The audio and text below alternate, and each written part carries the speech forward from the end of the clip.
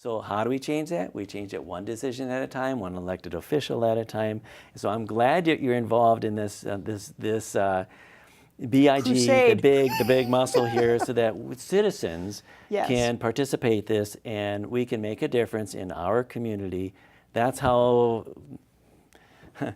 we improve things, by us citizens getting involved, participating, even if you don't run for office or you find somebody else, find out who it is who you should support and donate to them. If you don't have money to donate to them, volunteer. Maybe you can help to hold a sign or something, because there is a tug of war, because not everybody is pulling in the direction of fiscal responsibility.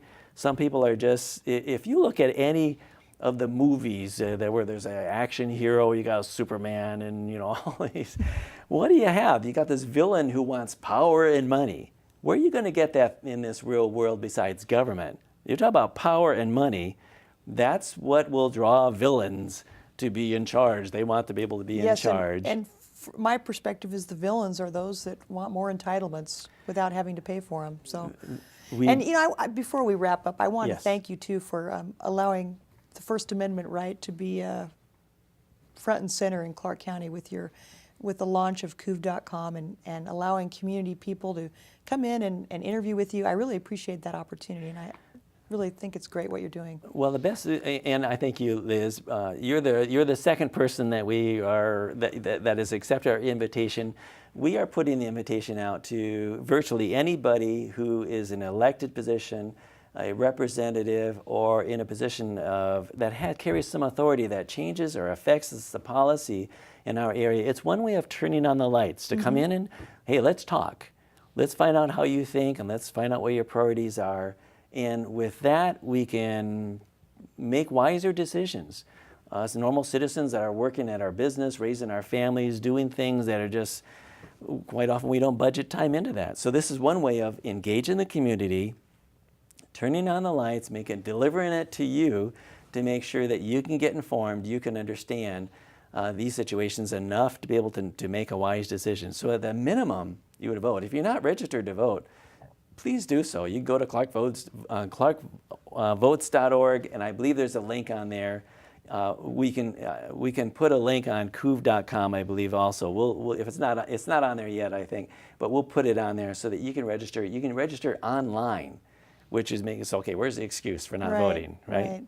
And if you're one of the few people in Clark County that don't have a computer, you can pick up a voter registration at any library, the BIA office, for example. And mail it in. The elections Or department. you could even go to the library and register online there. They've got computers they can use. So do take the time, do register, and everybody gets their ballots mailed to them. Make sure that you are informed. If you don't know somebody, call somebody who ought to know. You can call us. It's not like we're going to try to tell you this way or that way, but we'll give you the information and we'll point you in the direction where you can get your questions answered. This is not a top-down thing. We're not telling anybody how to vote. Right. I'm not an elitism guy that thinks I'm so smart, I'm going to tell everybody how to vote. My job is to provide the lights, the information. I trust that people are smart enough to make their own decisions. And all they got to do is just have true advertising, none of this false advertising masquerade kind of stuff going on, like this CRC project. But just allow people the real scoop, let them choose, and participate. Don't lose by default. Right, and well, that's one of the reasons why we think it's so important as an industry to vet candidates and put forth a slate of recommended, and we're not telling all of our association members, you must vote this way, but we know that a lot of them aren't going to have time to sit down with both candidates and decide where they are on issues that are important for their industry. So we do that as a public service for our members, and they appreciate that we're saving them a lot of time by doing that.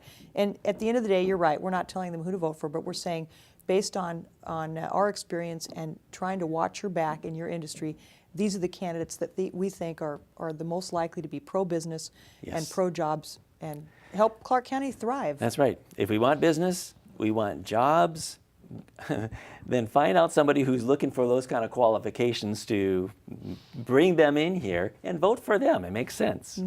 It does. Well, thank you again for allowing me to be here. And Liz, what a pleasure. Okay, thank my you very pleasure much. too. All right.